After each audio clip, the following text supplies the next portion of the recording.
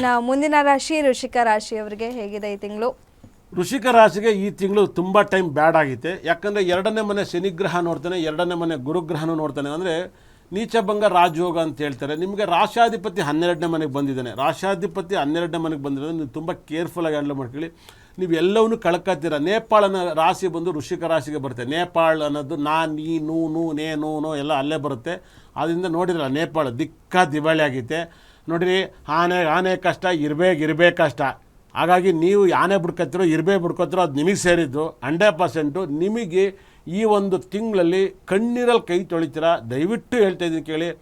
ನಂತರ ಪಕ್ಕಾ ಲೋಕಲಾಗಿ ಜ್ಯೋತಿಷನ್ ಯಾವ ಕೇಳಿ ಹೇಳೋಕ್ಕಾಗಲ್ಲ. ಯಾಕಂದರೆ ನಾವು ಕನ್ಫರ್ಮಾಗಿ ಹೇಳ್ತೀವಿ ನೋಡಿ. ಖಂಡಿತಲ್ಲೂ ಕೂಡ ಮದುವೆ ಮನೇಲಿ ಸಂಗೀತ ಗಿಂಗೀತ ಗೀಲ ಎಲ್ಲ ಮಾಡ್ತಾರೆ.